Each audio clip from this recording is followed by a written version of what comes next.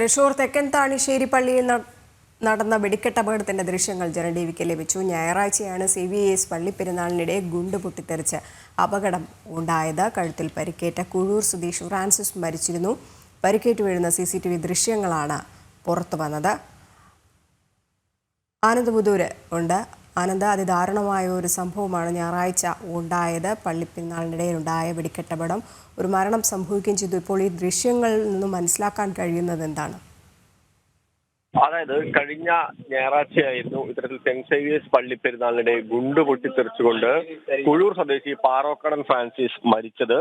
പക്ഷെ ഇയാളുടെ മരണം വെടിക്കെട്ടപകടം മൂലമല്ല, മറിച്ച് അതുമൂലമുണ്ടായിട്ടുള്ള ഹൃദയാഘാതം മൂലമാണോ എന്നുള്ള ഒരു സംശയവും നിലനിന്നിരുന്നു. എന്തായാലും ആ കാര്യത്തിൽ ഇപ്പോഴും ഒരു സ്ഥിരീകരണം വരുത്തേണ്ടതുണ്ട്. ഇപ്പോൾ ഇയാൾ വെടിക്കെട്ടപകടത്തിനിടയിൽ ഇത്തരത്തിൽ കുഴഞ്ഞു വീഴുന്ന CCTV ദൃശ്യങ്ങളാണ് പുറത്തു വന്നിരിക്കുന്നത്. അതിന്റെ ദൃശ്യങ്ങളാണ് ഇപ്പോൾ ജനം ടിവിയിൽ ലഭിച്ചിരുന്നത്. എന്തായാലും ഇനി കൂടുതൽ സ്ഥിരീകരണം, ഔദ്യോഗികമായിട്ടുള്ള സ്ഥിരീകരണം വരേണ്ടതുണ്ട്. ആനന്ദ് പറഞ്ഞോളൂ. തീർച്ചയായിട്ടും അതുമായി ബന്ധപ്പെട്ടുകൊണ്ട് ഇനി ഔദ്യോഗിക സ്ഥിരീകരണം വരേണ്ടതുണ്ട്. എന്നാലും ഈ ഫ്രാൻസിസ് പരിക്കേറ്റ് വീഴുന്ന ദൃശ്യങ്ങളാണ് ഇപ്പോൾ നമ്മൾ കണ്ടുകൊണ്ടിരിക്കുന്നത്.